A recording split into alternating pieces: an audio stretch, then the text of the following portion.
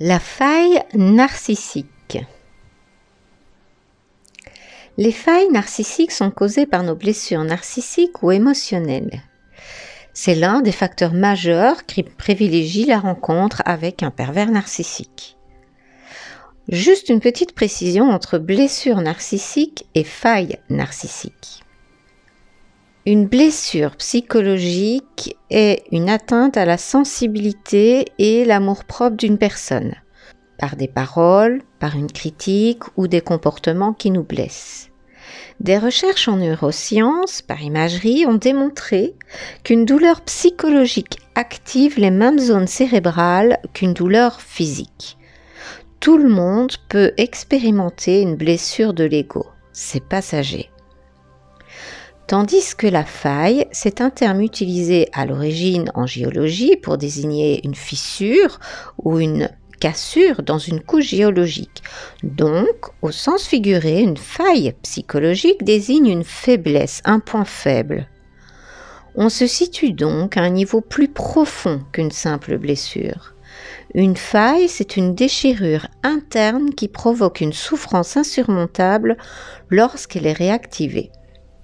Faisons le point maintenant sur le narcissisme sain et le narcissisme abîmé. Le narcissisme est un concept psychanalytique venant de Freud. Il se vit lors de la construction de l'enfant, une étape où il se prend comme objet d'amour de lui-même. Aujourd'hui, il définit davantage l'amour de soi, une personnalité solide et bien ancrée dans le réel. Les failles narcissiques sont donc l'opposé d'un narcissisme sain. Des personnes qui s'aiment suffisamment, qui s'estiment et qui se respectent à leur juste valeur.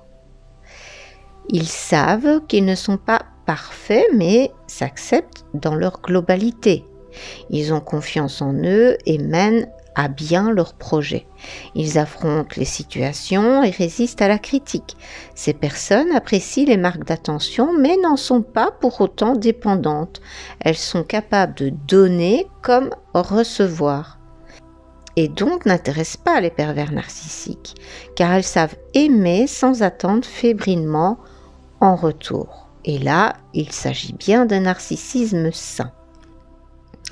Tandis qu'à l'inverse, une personne qui souffre de failles narcissiques est une personne chez qui le narcissisme sain aura été abîmé, souvent durant les premières années de l'enfance ou à la suite de blessures répétées à l'âge adulte.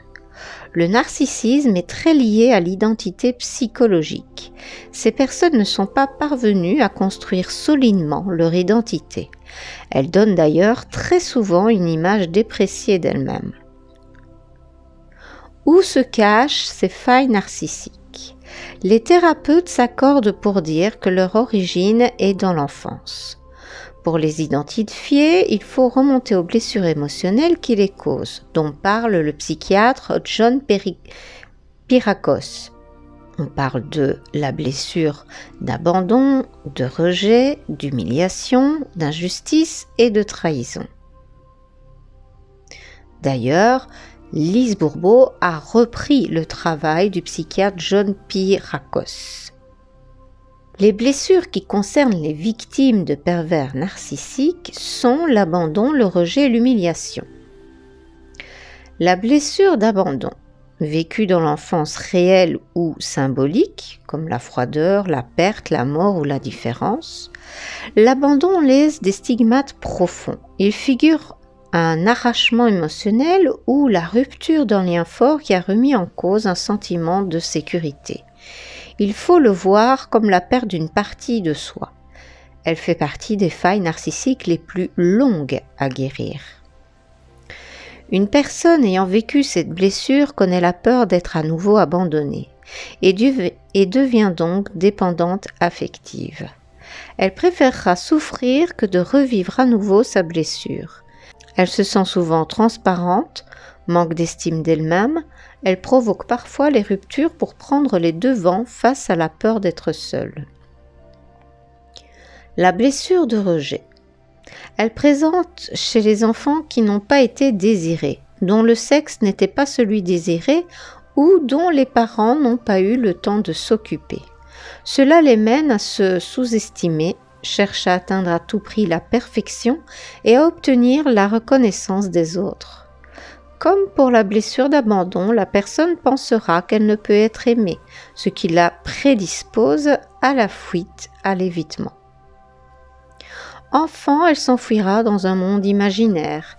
Adulte, elle aura tendance à la solitude affective, du mal à trouver sa place dans ce monde. Plus le rejet aura été grand, plus la dévalorisation risque d'entraîner un sentiment de honte. La blessure attire les manipulateurs en provoquant un besoin excessif d'être entouré, considéré et réassuré. Et enfin, la blessure d'humiliation atteint les enfants lorsqu'ils commencent à prendre conscience de leur corps et qu'apparaît chez eux ou chez leurs parents un sentiment de honte. Présente aussi chez les enfants qui ont subi des abus sexuels et de la maltraitance physique. Va en résulter un sentiment d'indignité, de culpabilité, de complexe d'infériorité.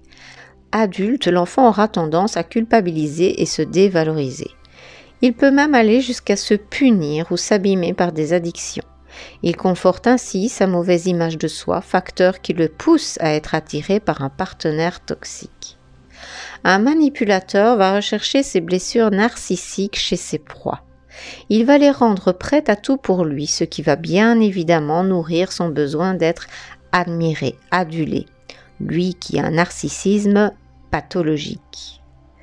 De plus, la propension à s'effacer et se minimiser de ces personnes qui ont des blessures narcissiques servira de base au manipulateur pour instaurer son emprise et son harcèlement.